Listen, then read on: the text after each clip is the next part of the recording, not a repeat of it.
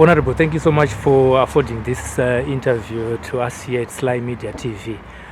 We're still continuing to unpack the Supreme Court judgment, considering that a lot of people are getting to know what's happening because of the noise that is going around, and we continue to come back to you to seek more information and clarification. We want to go back to the Supreme Court judgment and explain further what it means to an ordinary voter or a potential or a would-be potential of MDC, looking at the leadership that is there, including Khupe, yourself, Mudzuri, and Komiti. Thank you very much. The Supreme Court judgment came in at a time when there was unsettled behavior within the MDC alliance. The unsettled behavior is a separate thing, but the Supreme Court judgment, what it simply means is that whatever happened when Morgan died under the leadership of Nelson Chamisa was nullified, which means whatever activity, whatever movement, when the party that was led by Morgan Tsvangirai deviated from its constitution.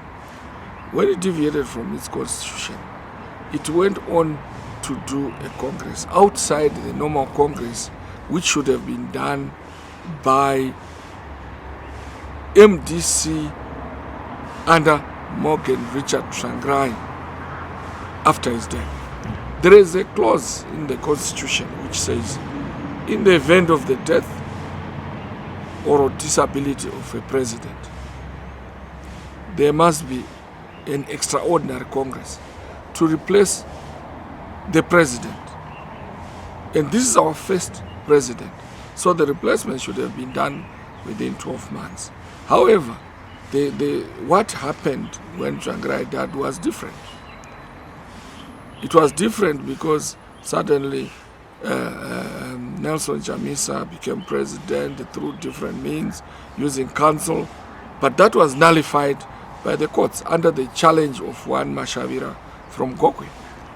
He also nullified the issue of our being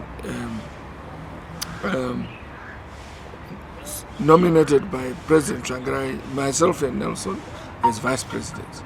But what it means here is that we are not totally out of the woods. What it meant is we didn't defend ourselves on what really transpired for us to be appointed presidents within the tenets of the Constitution. But since we didn't, ignorance has no defense. Once you don't present yourself in court, the result becomes binding. So I presume that once you lose yourself under, that's the rule of law in a court of law. Either you follow it or you don't go to court. So once you go to a Supreme Court a Supreme Court, that's the highest court on the land outside the constitutional court. What should happen is you abide by the judgment and you try to follow it through. So I'm surprised that when you listen to media, when you listen to people talking, they are saying Mudzuri has joined Khupe. It's crazy. Or so-and-so has joined Khupe. No one has joined Khupe. What has been said by the courts is that because of what transpired and the time that elapsed, it's over 2 years, the court gave us people to lead us to this extraordinary Congress. And this was none other than Thokozani Khupe, who was the elected vice president at the death of President Morgan Richard Tsvangirai. And should she fail, because she had another outfit, she had an outfit which she did in Ulawai, Stanley Square. She had her own MDC Toko or something, Congress. But that was not the Congress for the MDC Tsvangirai, because it didn't include everyone. She could have chosen not to be part of it. Hence, the court gave room for the person who represented the party at the court. Throughout, since this court challenge came in, Morgan Komiti was representing MDC Tsvangirai party. So he was asked to take over should Thokozani Khupe choose not to be interested or to dissolve her own outfit and forget about it. We assume she has forgotten about it and now has joined has come back to MDC Tsvangirai. The MDC was used as a T for election purposes. But the constitution just says MDC. There is nothing written on the constitution that MDC is a T. So we remain in MDC that was left by Tsvangirai. Thokozani Khupe came back to the MDC she had left. And the same should happen to Nelson. If he wanted to work with others, he should have left the MDC alliance, because the alliance was a total diversion from the original process that should have taken place before even uniting with the other parties which we had in the alliance. In the alliance, there are 7 political parties. There was no real resolution, I remember, that took us to say let's invite the other 2 parties.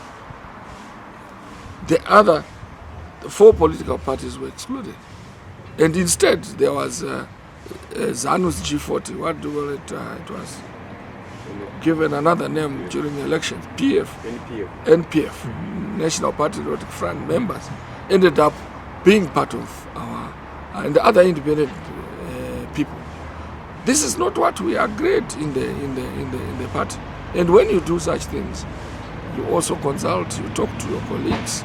And me, having been in the party for all these years, I have never been consulted on all these things happening. So I really think when the Supreme Court judgment came, it didn't pity Chamisa and Khupe.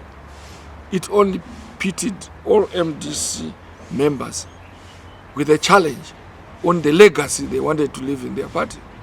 What legacy are we living? The legacy of a transition from your first president to the next president of the party outside the constitution. What does it mean? It has nothing to do with popularity. It has nothing to do with who had what votes in the previous years. Even if we really want to talk about popularity, in the Western world, if you attempt once to become a president and you fail, you shouldn't attempt again. Which means, as of now, we should not having the other 2 guys wanting to be presidents. They should allow the next one to be, because they've already done their attempts. Don't say, I'll try again, because this is why sometimes you find challenges with the leaders, because they think, I nearly did it. But you can nearly did it for as long as you live. So we need to go back to our to correcting what we failed to do during the death of Tsvangirai. There are so many other things that we have talked about that worries me. Anyone who is in MDC, that's why when this Supreme Court judgment came out, I said, let's all meet. I phoned almost most of the leaders. I phoned Nelson. I said, let's look at this judgment, sit in the eye and talk about it. But he has not been forthcoming. Instead, he continued to strengthen his outfit. Instead, he started saying he's firing me and the other 3. We were fired literally for accepting the Supreme Court judgment. So what do we accept if we talk of rule of law? The government is forced to accept challenges from any other person, and once it goes to court, no matter what name you want to give the court, you must accept the judgment. Then you look at it in the eye and see how you implement it. And we should have implemented it in the best way possible. That did not cause a split. But now, as I see it, there is a split. There is nothing that can change. Following the total movement of those who are with MDC Tsvangirai group and those who have decided to be with the alliance group, which had no constitution, because they used the MDC Tsvangirai constitution. Now, as you see, people are making it look like you are either with Chamisa or with Khupe. That is not the deal. That is not what a nation should be talking about. We should go beyond individuals. We must go with institutions. And once institutions fail to follow their own constitutions, then how do they follow the national constitution when they can't follow their own constitution? And a constitution is a binding document, which it is also a document that tells you, as a group, you can be sued or be sued. You can sue or be sued. It also tells you of the rule of the game. This constitution tells us that it should be for members of MDC. That's why we are inviting other people like opinion leaders, church organizations to mediate. They cannot impose themselves on us. They can only mediate to say, look, you guys, don't you see this is out of the game? But I think the horse has bolted because there is a split. There is nothing that is beyond a split. And what is going in the courts? I don't know. I'm not a lawyer. I've done engineering. I have done contract law at engineering level, and I've been dealing with contracts and specifications in my life. But I have all these lawyers in my party and elsewhere in the other party. They can't read that a Supreme Court cannot fail in its own judgment. They are playing with lower courts, which means they are playing with people's minds. The judgment in the court has already specified who should do what. So whatever games we are playing, they are just playing in the gallery of the public. That means I want to ask every Zimbabwean to say, do we want just politics, or we really want solutions? The solution in this country doesn't lie in politics. It doesn't even lie in telling lies. It doesn't even lie in people behaving like it's them against us. It's just us. This country is rich enough, but it has a small population. It needs people who try to outreach and talk to each other, dialogue about certain things. Even if you don't agree, you dialogue. But what I see is that straight within our own MDC, people think they can fire each other. Yes, you can fire each other. But after firing each other, then what? Then how do you talk to even the ZANU, your opponent, if you can't even talk to each other? It doesn't mean when you talk you agree, but you can find a path to where you want to get to. They consider me to say I'm moderate. Yes, I'm moderate, but I'm not really moderate. I'm looking for answers. A national mind doesn't think of just the extreme. The extreme is to say, I will beat the other guy, when you can't even beat them. We are not in a wrestling match. We are in a nation which is suffering. Everyone has no food. Right now, we should be confronting government. We should be confronting government. In whatever outfit, people are suffering. They have no food. They have no industry to look at. There is no industry working. People have been self-employed. There is nothing to look at. The government must come in with whatever resource to make sure people survive. And that is not what we are talking about. People are talking of personalities. Well, there is no personality who is bigger than the country.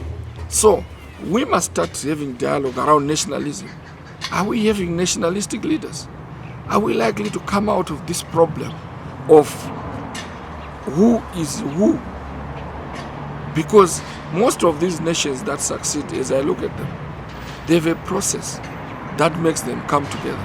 When they come together, they've got opposition, they've got just slight differences in their policies, but they literally agree on how to manage their economies. And they also have permanent friends and permanent, what we would call allies. We should be choosing our allies. We should be working with our allies and find our own economic destinations. We are not concentrating on that. We are concentrating on who differs with who. Even amongst ourselves as friends, we are not coming together to talk where we differ.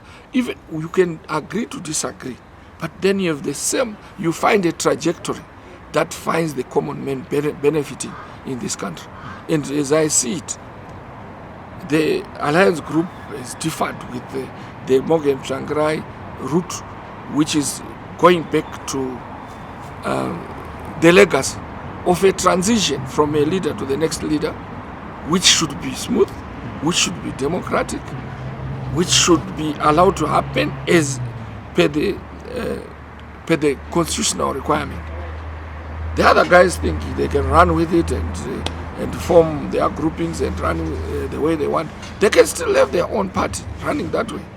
Maybe we meet somewhere on the way and start talking, because we cannot afford, a person like me cannot afford to lose the party that we started and focus on people who choose to use violence, who choose to attack each other, who choose to fire everyone who is old and bring new ones without any discussion.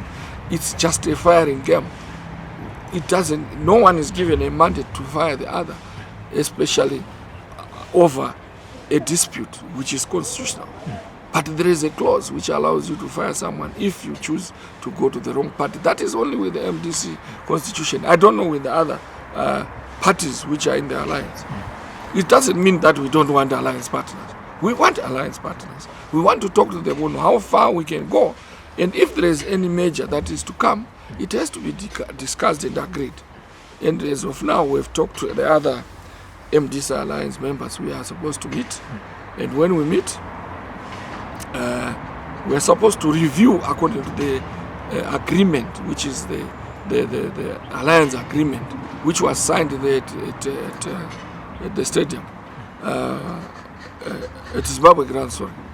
That agreement says after the elections, all partners should have reviewed and see how they proceed. And partners, each part would remain with their own entity. I think you have seen enough videos where Tsvangirai was explaining what he meant by alliances. They have been flying around in the social media. There is no secret. And if people perpetuate a lie that an alliance was an agreement where we're to merge and become one, then I don't think they deserve to be where they are. They don't deserve those positions because they are lying to the nation, they are lying to themselves, and they are lying to the same God they pretend to pray to. We all pray to God, and there's no better sin than to lie and pretend your lie is better than the other. Okay, I want to take you back to the time when the late great Morgan Tsvangirai appointed you.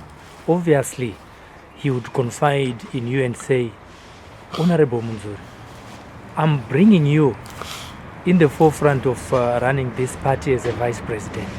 What were his reasons to you why he appointed you personally? Honestly,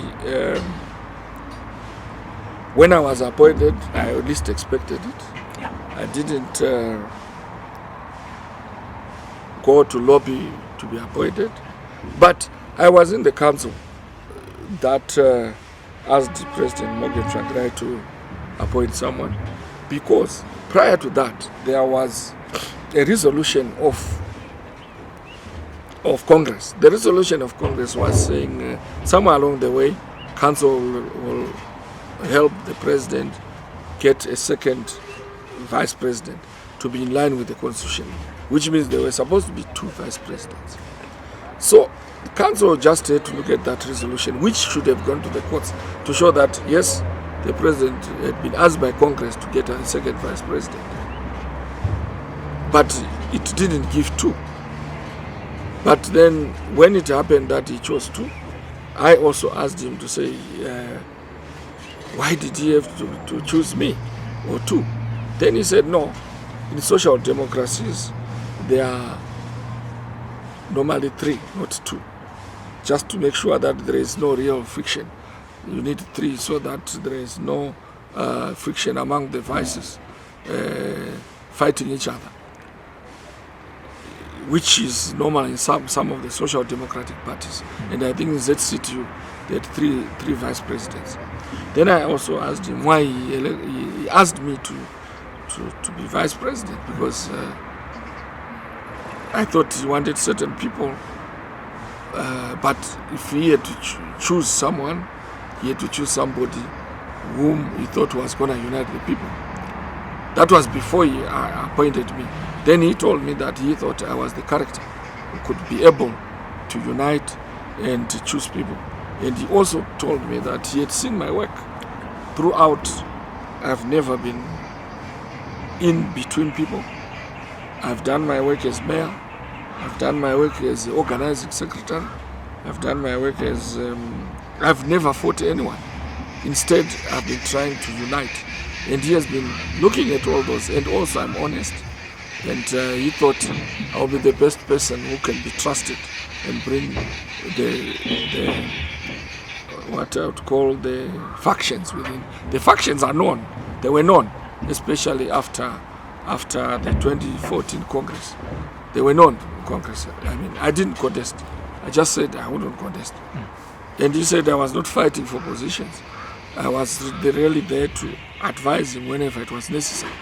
So I agreed. And also, he said, since I organized the 2008 elections and we won, he felt I would play a big part in being vice president in charge of organizing. And he immediately gave me that task of organizing and probably looking at local government, since also I had been a successful mayor.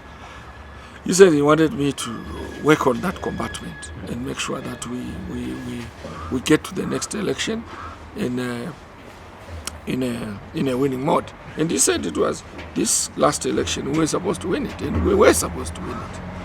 He also said he needed Nelson Chamisa as a young person to mobilize the youth, and he appointed him to make sure that he's responsible for mainly the youth side, to make sure the youth are activated to see another youth, and also bring him up into the limelight of politics. He didn't. He said Madame Khupe was a good vice president, but he thought she would take up administration. All his experience with her was that she was more good with administration and other things. That's what he told me. It was up to us to hear. He was not well. And actually, when he was talking about this, he was at his weaker stage. And he said to me, you know, I've come out of this. I'm better. But when it comes back, there's no second chance. I'll be gone.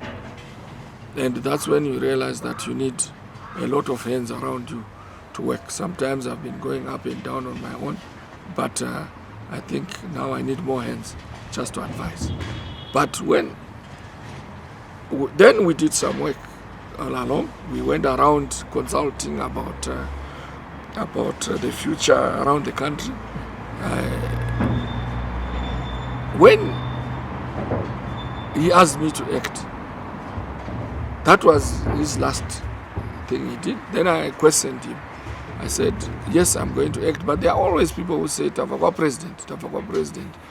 How do I manage them? Because you want to say something, you know, I'm not always under after you or behind you. What I have to do. I always come for advice, and from today onwards, there is no one I'm gonna tell anything other than you. I will advise you of anything. If anyone says they've come to me, they will be lying. I will not allow them to betray you. And from now onwards, you can go and campaign and prepare for elections. You can also prepare for parliamentarians. Then he says, with the alliance grouping, you just follow what is in the alliance agreement. When I come back, you continue to act. Then I'll be at home and you try to bring people together. I know that if one of them takes over, there will be a split. And this is what I'm experiencing. When you see me keeping quiet, it's like I'm always reflecting that this man could see what was happening. But then what do you say? When you know exactly this is what I was told, maybe I didn't have a chance to explain, but I never wanted to see a split. And when this judgment came, I thought we could talk and use this judgment to say, why are you attacking the other? Why are you always attacking Mudzuri? Why are you always attacking Mudzuri? Why are you not sitting and talking? Now, let's sit and see our errors. Then we go to the extraordinary Congress together. But there was no answer. People said we've already finished. As if the judgment didn't come before the Congress they did in Guerra. I was not at the Congress. I had told my colleagues, E.T. and Chamisa, that the way we are doing it, I don't think I'm happy. I told them in Gweru, in Bitiska, that I'm not happy, and I don't want power that is taken through wrong means. When people were complaining that lights were being switched off, people were wrongly counted, they would spend the whole night like this. I said, we can't have. It's like a Zimbabwean election. When it takes 2 days, we complain, but we are taking 2 days to do one provincial election for a Congress. So who is worse there? Who is worse if we take a whole night, 2 nights? We have been doing that. So there are a lot of things that didn't go down well with me as an individual and with many people as the structures of the MDC, which I think it should have given people an understanding. Why is it that Nelson has refused to go to an extraordinary Congress? What is it? Because everyone says it's popular, is what? But an election within the House is different from the public election. It is within a political party.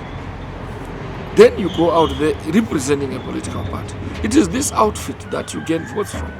It is not one person. Yes, you will be popular with certain groups. Everyone is popular with certain groups. But when they see leadership, when they see that that person is likely to do something different, people follow. I can tell you that people expected ED to do something different. They literally followed. But then he has failed to do a lot of things, especially on the monetary side, especially on the economic side, that I will question why he should come back for another chance if he cannot make that work. We should be talking about governance here. We should be talking about a leader. When they come in, they must have pragmatic solutions. They must have pragmatic solutions to the economy. They must have pragmatic solutions to the infrastructure. There is a person called Lee Kuan Yew who was in where Mugabe used to go for his treatment, whatever. Singapore. Lee Kuan Yew was an engineer. He converted that whole island to a country, and a very productive one. He was like a dictator. I remember I was asked that question at Harvard to say, what do you think about Lee Kuan Yew's governance? I said, yes, he has not followed much democracy, but he has done well, and I think his people are happy, and you see things written, made in Singapore, made in somewhere. So there is need for whoever is in a leading position to ensure that you deliver the political, social, and economic goods. But in this country, it is never delivery of political, social. It's delivery of violence, or delivery of corruption, or delivery of filthy wealth to a few individuals. This is what we should stop. Okay. Yes, we have a very short time before the extraordinary Congress called for by the Supreme Court judgment. The preparations that are going on, going back to the same constitution, who is positioned for the post of a president, or who can be in the head to be able to run for the president of MDC? It's every member who was there during that time, to 2014 structures. It is any member who could qualify to be a president, but our constitution says you must have been 5 years within the party to occupy any structure. So you could imagine you must have spent 5 years in the party to qualify to be a president. So anyone who was not 5 years, that because we've been taken back 2 years, 2-3 years, I don't know, 2.5 years. It's now 2.5 years since the President Changrai died. And the structures we are using are 2014. So we have to abide by that they must be those 5 years. So those who think they qualify, they could be in. The party members also, through the council, have also the right to choose someone whom they think they would want to be their next president. Are you in a position to accept that offer if it comes? No, I've always been ready to lead anytime I'm given a chance. I will tell you an example. I was made mayor by the people of Harare. Some were criticizing, some were making me mayor. I actually questioned. I went to President Changrai and asked, do you think I can be mayor? Then he says, Why not but go to the people and talk to them? And we went and the people were talking to me. It was a small group which really pulled me to end up being mayor. But I was only talking engineering work, that I can sort out this city, I can do that. And sometimes a lot of people put themselves in front to be leaders. But they never check their credentials. They never check their capacity. I only discovered that I'm good when other people encouraged me to say, you are good. But as of now, I've done more in terms of understanding governance and understanding leadership roles. And ethics of governance, I've studied ethics of governance as well. A leader's responsibility is to ensure that people get delivery of their economic and social goods, and preparing social safety nets. It's the responsibility of government, once it's collect taxes, to give it back. It's not just a job for a certain particular group who make noise or who are demagogues.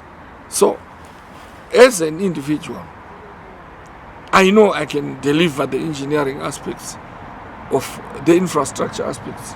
I can also deliver the social aspects because I've already studied that. And I understand statecraft. And we have to accommodate not only our followers, we have to accommodate even our erstwhile colleagues whom we think have done wrong. They must be accommodated in that economy. And the economy must be able to have destinations where we can market our goods. We must be productive. Sanctions or no sanctions, I believe that Smith succeeded because he was closed in. If we really wanted to be productive, we can work on production. And let's have minds which are productive. Yes, we can dream, but let's not overdream, because we will be forced by the environment we live in to overdream. We must do pragmatic solutions. And in terms of modern economics, they say you innovate locally, and then you implement your innovation and do best practice and be on the world radar. People will come to see your innovation and you market yourself globally. And if you don't do that, you are wasting your time. You don't copy and paste from another country. What is happening in India might be a success because they innovate around their population. What we need here is to innovate around our populations, around these small groupings who are working, the business that is running, which is no longer formal business. We innovate around it and ensure that it succeeds. And we also create our own markets. We also do our own manufacturing, and then we do value addition. But it's a process, and we need friends. We need friends from abroad. We need friends from within the country. We need all the industrialists here to realize that we have to work for our future. And there is a culture of thinking that money will just come from abroad, people will give us money. No. I know we can go in with a begging bowl, but a begging bowl is not enough. We go and partner with people to work with us. Once we partner, it's different because we have partnerships. Once they start mining and we partner with them, if they want to go, they can go. But we are already mining and our people understand the mining. And we have all these graduates who have gone to school. They need jobs. They need to innovate around what is happening around and value add our products. Let's go back to the time when you were mayor of the city of Harare. There is the talk that the local government, through the minister who will be there by that time, always put a bottleneck on the council's operations, maybe for fear of the unknown. Did you meet such when you were in the office, where you fostered development, where the key was also in the top drawer of the government officials, and then it impeded your designs to uplift the face of the city? If you were to go and interview Chompo, if he wants to tell you, we had a great team.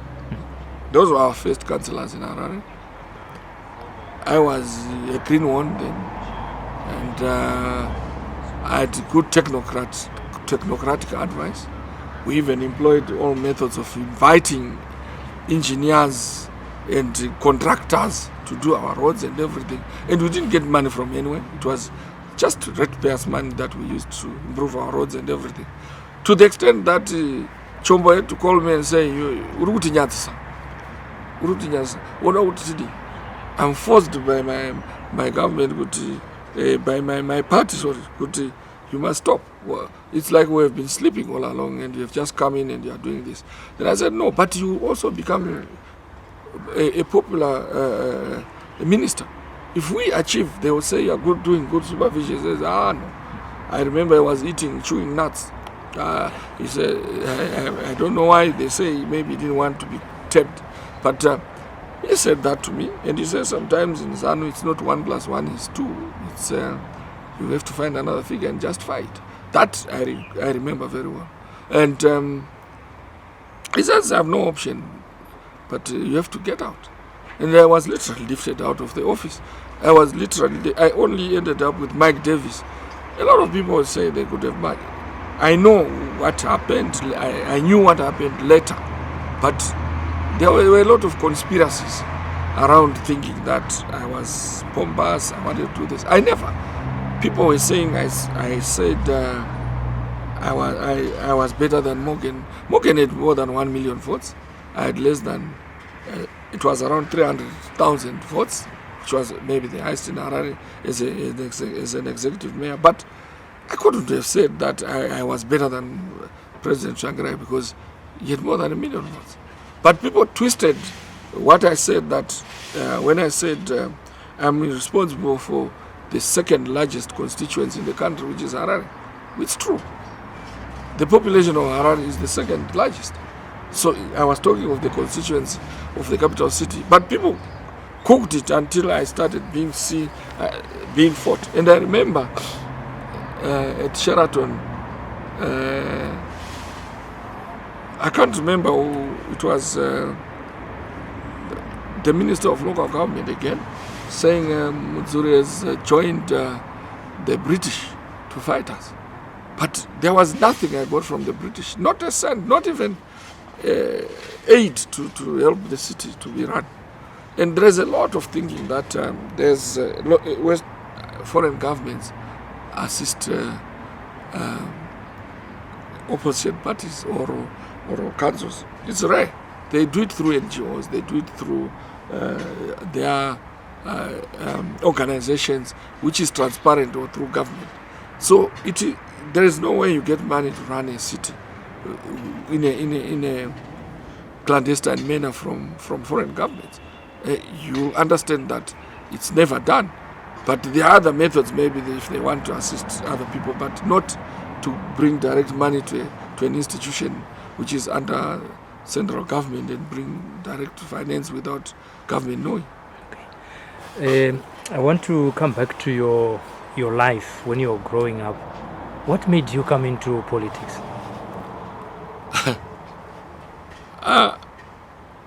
What made me come into politics is that first it was the Jesuit priests who taught us that you can't be oppressed.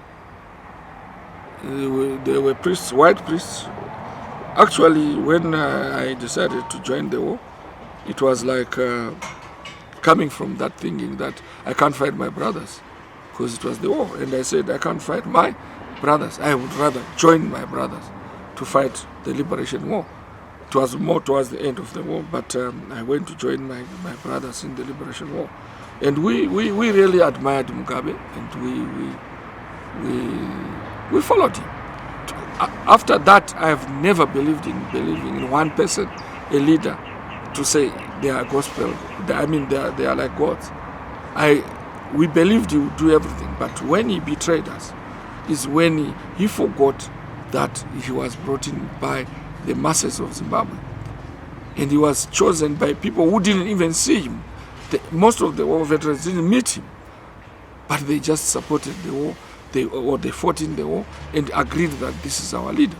And sometimes people follow leadership through just hearsay. He's a good leader, he's a good leader. But once you are put in that position, you must deliver, as I said, the political, social, and economic goods. But instead, he became an untouchable leader. That's why I can't agree with even my party leadership once they go solo. Once they forget that they must be compliant to the followers, and they must be compliant to their own team. Any leader must be able to be advised by his own team. Vakuru vanoti musha, a king, anenge ane manduna, haangoiti zvinhu ega, but anozofana vane force yokupusha zvinhu zvichibuda, achibuda nema-answers. And in this modern politics, it's no longer politics of violence. As I see people are bombing each other, the other guy I'm told was bombed last night. I don't understand that. Why should we be bombing each other in this day and age? And why should government use the military to attack civilians? Why should you do that? You can deploy your military to other nice things and make sure they are comfortable. And they must feel proud to be in that uniform. We cannot deploy our police to do wrong things. We shouldn't do that. There is no leader who should be doing that. Yes, sometimes you want to do controls, but there should be different training so that we don't kill our own. But also, citizens must be civilized enough and must be respectful of their forces, so that there is no direct challenge where you say they are useless. They are the only people, securocrats are the only people who are allowed to use force. They must be only be allowed to use force where it's extreme. So there is a lot of training after independence which we need in our securocrats, but it's also needed on our own people, because they believe if you don't tell lies as a politician, you are not a good one. If you don't become a demagogue, you are not a good politician. If you are not a policeman who doesn't roughen people, you are not a good one. If you are a soldier who doesn't threaten people, you are not a good one. That thinking is amongst our people. But it's because of their culture, especially with the late President Mugabe. And what I suffered through the army when he was a commander-in-chief. And I questioned him that how can people go with guns at Zaka there and shoot every other house and take property, try to burn a car, military people, and you are the commander-in-chief. Then says, does that happen in this country? Then I asked him when I was minister, then I says, does that? He says, that must stop. But he didn't do anything. And up to today, the people are free who went to shoot at my homestead. I'm saying that should not happen in a country. We must look for, if we want to use democracy as a way of getting support, it mustn't be forced. And I see even in the opposition, we are using similar tactics. You threaten someone, you must support me. You threaten someone, or you buy them. Once you start buying support, you are not going anywhere, because you cannot sustain a country where you buy voters. You can only sustain a country where you do deliverance. You deliver everything that you have to be shared by the citizens. And that's why last time I told you that a president should not be there, a distributor, my computer to 5 schools. Is that a president? A president, I donate a chikafu to this portion of the people. The president's gift must be for everyone who is in that category, irrespective of which church party he belongs to. But today, it is now our culture to select and give. Those who are with me, I will give. Those who are not with me, I give. Which country have you seen doing that? It's only Zimbabwe. And that's why we are cursed. And we need leadership. We need leadership that works together. Everyone, I don't think they are useless in their own right, but we also have to open our eyes as educated Zimbabweans to say, what template do we want for a president? What should we expect out of a president? The history, the old history, the history of the guerrilla war, it was necessary. But we cannot continue to be a militarized nation. We must be a civilian nation, which feels free to mix. I've been to Rwanda. I don't think you feel very comfortable when you go into Rwanda. You see a lot of soldiers, but I've never seen them attack anyone. They will just be sitting around. But just their presence, maybe they have now blended with the people. But if you are coming from here, you think a soldier is an enemy. A soldier is not an enemy. A soldier must be friendly and say, these are our soldiers, they are around. They are just passing, they are just doing their normal patrols. Because of there is a threat with this, there is a threat with that. And this is our policemen, they are moving around. We shouldn't be afraid of our securocrats. We must be friendly to them. Thank you so much. As we conclude this interview, I want to go back again to MDC. You've been in the party for a long time. MDC, led by the former late great Trangirai, and also went into the alliance. At what point during these two periods, did you see dictatorship manifesting or engineering itself in certain individuals? Within the party? Yes. Dictatorship, I would consider it maybe, to use the word dictatorship is wrong. There are certain supporters within our political party who thought they are protecting the presidency. And I know where it's coming from. It's coming from the culture in ZANU where they would say, if you do anything, the president, they said. We have that culture. Mashingo has already endorsed President Chamisa. The youth have endorsed. This was coming from Mugabe, trying to stop others from speaking. Yes, you have endorsed. How? It's the leader who is speaking. So when you say that to a leader, they think they are untouchable. They start thinking that they are the only popular people. Whereas the law says, even if you are popular, if the law says do this, you do it. Just like we have elections. Even if you are very popular, you still go through an election because it's what is written in the Constitution. So the dictatorship which we are talking about comes when people come around you and say, you are the only one. You are now weak if you don't do this. And when you really know that this is not correct, I have not done enough consultation, I have not talked to anyone, and you say, yeah, now the power is me. I see that in a lot of our young people. They believe that if you are not just saying, if you ask me for a favor, I say, no, but maybe we need to look at this. He's weak. You should, like these recalls and whatever. If you say you have stopped the recall or something like that, these people are weak. You must recall everyone. You have not talked to anyone. You might need to just to talk, even if it's at law. You don't necessarily have to throw away your wife just because you've got a divorce certificate, or your wife has to throw you out because she has got a divorce certificate. Then she can say, okay, you sleep, and you can find your way out without really a fight. This is a civilized way of doing things. When you are wrong, you must show the person that I'm now asking you to go because you have done A, B, C, D in a civilized manner, in a manner that shows we are no longer in the Stone Age period where violence comes. And I see people agitating that we are going to beat people, we are going to do this in my party. That is what you call tyranny. And it's also what people consider dictatorship, because if you cannot stop your troops or your militia, then you are a dictator because you are using force. A dictator has no other solution rather than force. So we believe that I don't want to use the word dictator in the party.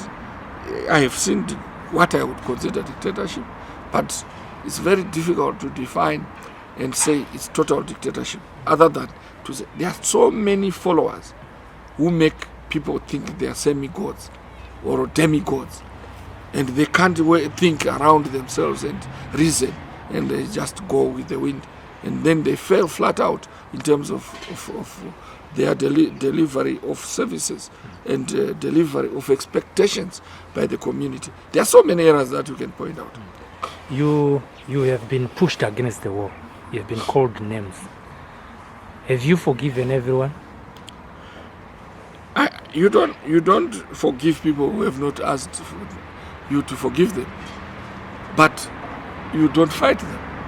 You simply watch them to say, is there sin against me and God? Especially those who say they are closer.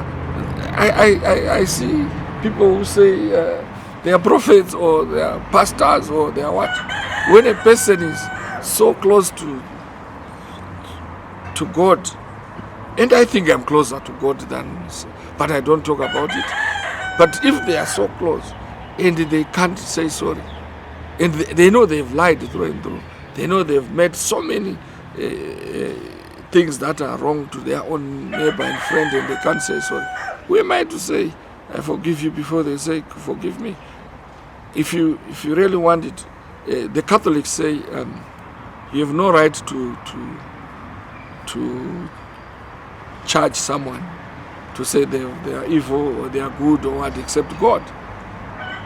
But I have a right to say you have sinned against me, you have wronged me. And when I say you have wronged me, if we have not discussed it and you have not seen it, then it is your sin with Almighty God, and we will see as we go along. What you should know is any leader must never fail to sleep, because they are abusing their power. And you shouldn't be thinking that how do I get to God. You start thinking whether there is Gehenna or what. That is not important. Your Gehenna is here, because once you start doing wrongs, you don't sleep well. When you start in leadership, they say you start doing wrong and you start believing your lies or your impunity, and you get into a slippery slope. And once you're in a slippery slope, you think it's normal, but it's not normal. That's what I see with some of our leaders. In brief, what is your dream about the MDC you like and the Zimbabwe governance you like? My dream is that, first, the Zimbabweans I like. I wish we come out of the culture of them against us. That means we should be able to debate, discuss, and see the right things, and also have the culture of hard work to produce certain things, good, that we can use in our country. That is the first thing. We also need, once we are all agreeing that we are from the same stable, we are all Zimbabweans, we need a good country for ourselves and our children and great-grandchildren. We must have that, what I would call a national vision. Some form of vision where we want to create, where Zimbabwe is a being who is liked by anyone within the continent and in the world. And I want to see a Zimbabwe that we create as a destination of people coming to enjoy. Because I know we are very peaceful people, except a few. The main violence is within the political arena. That's what I've seen. It's with either through government trying to stop people or through political parties trying to get power. But the normal Zimbabwean is not violent. Yes, if they fight, these are minor fights. But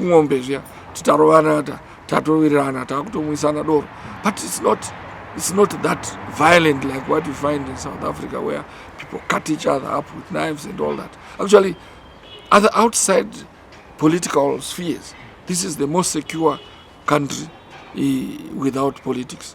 If we could solve that political level where we come together. Now, for the MDC, I would have loved an MDC where people stop being selfish and egoistic and also getting greedy. I want to ask some of these guys how they've gotten their wealth, where they've got so many, they've done nothing but go and check where they live. How do you end up living somewhere if you have been in politics alone? Yes, you can make money and there is a lot to do in business, but there must be also checks and balances. And I want to say Zimbabwe, where even if you make money, why do you want to build a 20-bedroom house and more? Or even 10, 15, if you don't have 15 children? Who sleeps in the other bedroom? I mean, you find me staying in my simple house. Because if you want, you can build other houses for the children and somewhere else, because they grow and come out. But once you build that big house where if you fight with your wife, you can't find the wife in another corner, what sort of wealth is that? Huh? Yeah, but in this poverty where we need investment, you should be able to invest and bring something up that makes people work and they get money, and you can also build elsewhere. I'm just saying, for one person, if you want to build a hotel, don't, so that people might pay and you make your business. It's their right. They have got the democratic right to build it. But I'm just questioning, when you die, people fight over it and maybe no one lives in there. I'm just thinking in terms of our minds. But as long as you have less than 10 children, you don't need a 20-bedroom house. And unless you have many wives, maybe, you have to justify why you build such a big. But you can have a nice swimming pool, nice house, nice bedrooms, I don't mind. You can have nice cars, whatever. But you must also work for it. You don't need to take it from the the state coffers. You don't have to steal it. I'll give you an example of my worst disappointment on the Kariba extension. I was Minister of Energy. The estimate was 300 million. But by the time the contract was awarded, it was 600 something million, more than times 2 of a US dollar. I don't understand. I'm an engineer myself.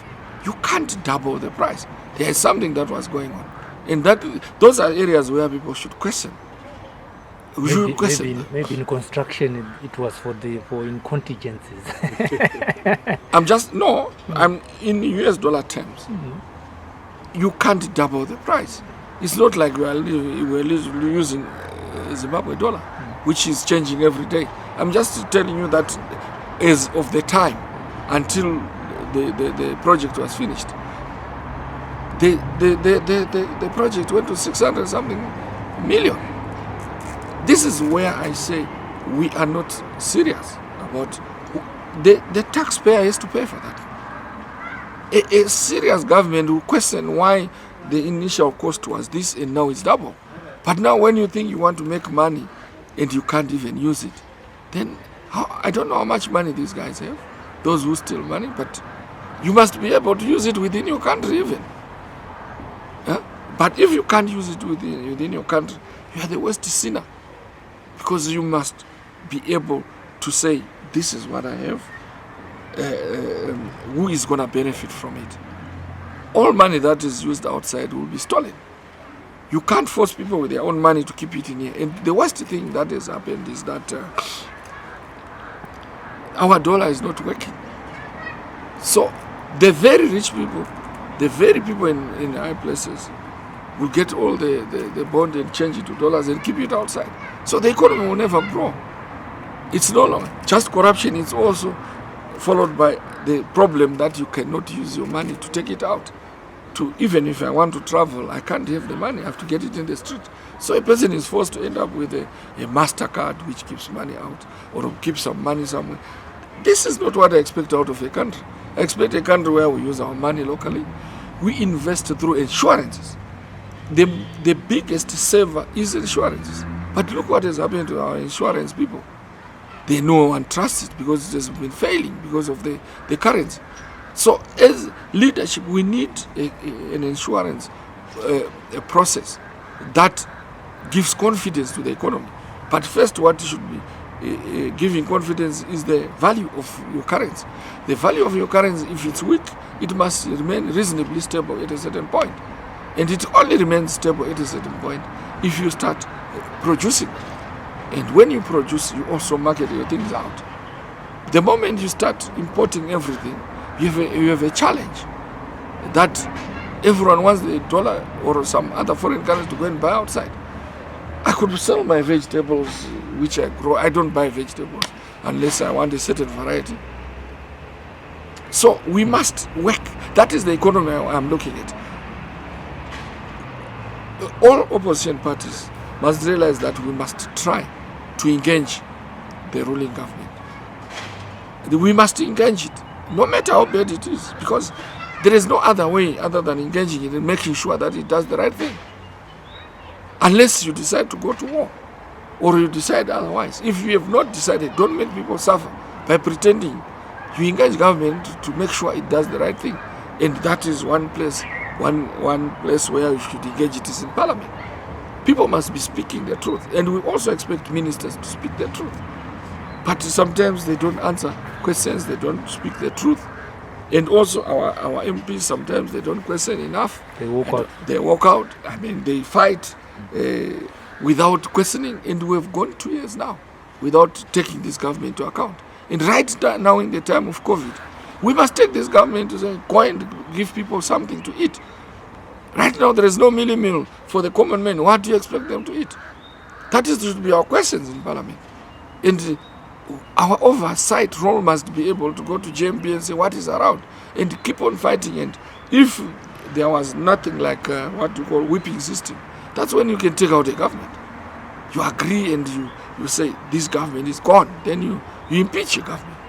But unfortunately, because of our laws and rules. It's not easy to impeach a government.